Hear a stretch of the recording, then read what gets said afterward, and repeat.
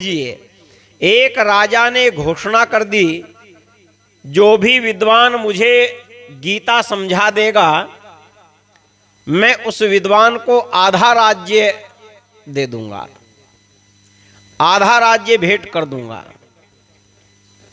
जैसे ही खबर फैली, बड़े बड़े विद्वानों के कान खड़े हुए, आधा राज्य मिलेगा।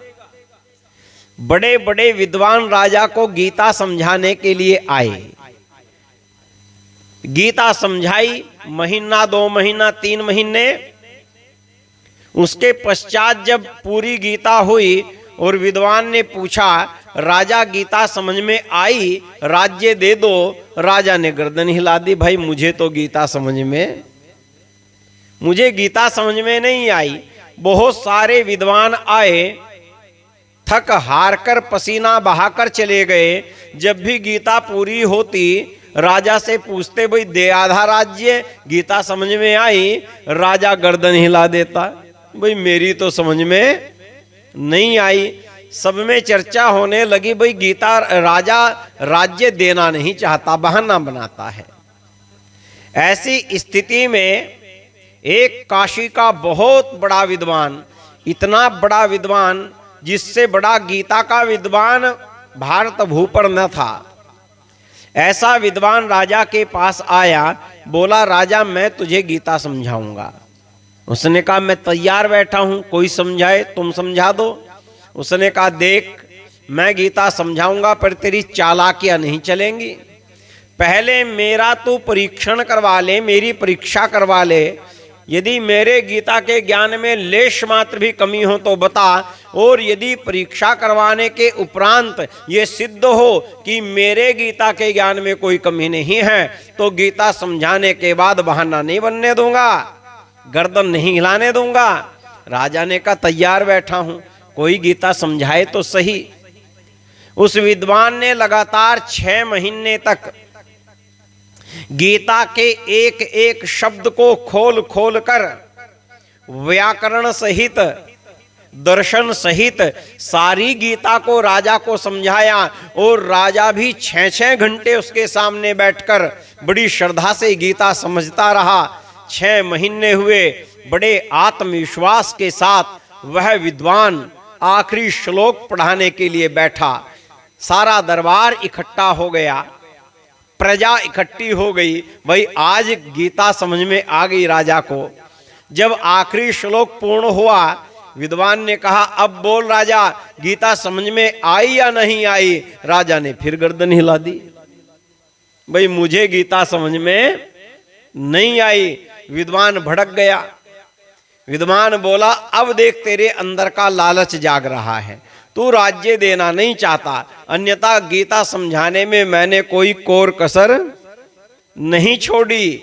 राजा बोला, तैयार बैठा हूं राज्य देने के लिए, कोई समझाए तो सही। उसने कहा, झूठ बोलता है तू, फैसला कोई और करेगा।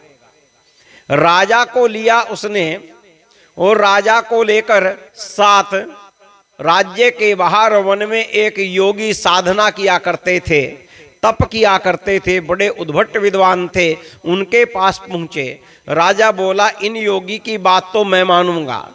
विद्वान बोला, मैं भी इनको जानता हूं, ये जो फैसला कर देंगे मैं भी मान लूंगा, ये फैसला करेंगे। दोनों राजा और विद्वान योगी के निकट पहुंचे, हाथ जोड़कर प्रणाम किया और प्रणाम करके बोले, योगेश्वर हमारा फैसला कर दो, क्या बात हुई? विद्वान ने कहा कि इसने घोषणा की थी, जो भी विद्वान मुझे गीता समझा देगा, बोल दो मैं उसको क्या दे दूंगा? आधा राज्य दे दूंगा। तो क्या हुआ? मैंने पूरी गीता समझा दी। मेरी गीता की विद्वत्ता की आप परीक्षा कर लें, मेरी विद्वत्ता में लेश मात्र कमी नहीं है। मैंने पूरी गीता समझा दी। ये राजा अब राज्य देना नहीं चाहता, ये कहता है मेरी समझ में नहीं आई। योगेश्वर ने आंखें खोली, राजा से बोला, राजा विद्वान अपनी जगह बिल्कुल सही है। विद्वान मुस्कुराया। राजा बोला, योगेश्वर मैं भी सच कहता हूं, मेरी गीता समझ में नहीं आई। योगेश्वर ने विद्वान की ओर देखा और बोले, विद्वान, राजा अपनी जगह पूर्ण।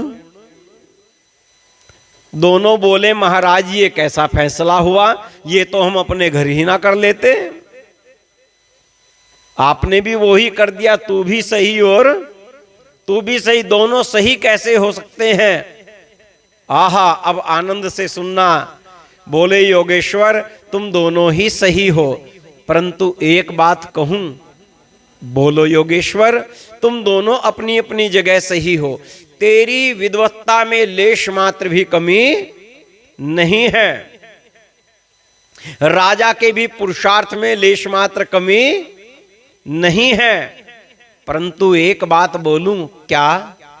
ऐ विद्वान, तू यदि 7 जन्मों तक भी गीता समझाता रहे, गीता नहीं समझा सकता। हंसा राजा। राजा की ओर देखकर योगेश्वर बोले, राजा तू यदि 100 जन्मों तक भी गीता समझता रहे तो गीता नहीं समझ सकता। क्यों, ऐसा क्यों कहते हो योगेश्वर। योगेश्वर बोले, योगी राज बोले, विद्वान राजा तुम दोनों जने सुनो। ऐ विद्वान, तू गीता को समझाना ही नहीं चाहता, तू तो आधा राज्य के बदले गीता को बेचना चाहता है। और ये जो राजा है गीता समझना ही नहीं चाहता, आधे राज्य के बदले गीता खरीदना चाहता है। याद रखना, साम्राज्य खरीदे या बेचे जा सकते हैं, धन वैभव महल खरीदे या बेचे जा सकते हैं, गीता ना खरीदी जा सकती है ना बेची जा सकती है। गीता समझ में तब आती है जब जिज्ञासाओं से भरे हुए मन वाला अर्जुन योगेश्वर के आगे हथियार डाल दे, मैं तेरी शरण में हूं, और योगेश्वर खड़ा होकर अपने आंतरिक स्वरूप को प्रकट करके गीता का उपदेश कर दे। माने शिष्य बनकर गुरु के शरण में जाकर गीता समझ में आती है, व्यापारी बनकर गीता को खरीदा बेचा जा नहीं सकता। व्यापारी बनकर गीता को खरीदा बेचा नहीं जा सकता। और तेरे अंदर, दोनों के अंदर खराबी यह है, तू गीता को बेचने चला है और तू गीता को खरीदने चला है।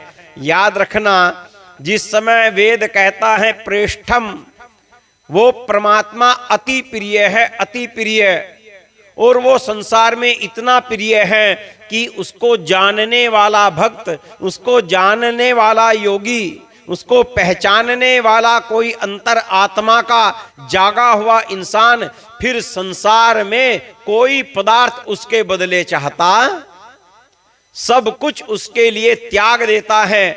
आहा, फिर पूछा, जो उसके लिए सब कुछ त्याग देता है उसको मिलता क्या है। सब कुछ तो त्याग ही दिया, उसको मिलेगा क्या।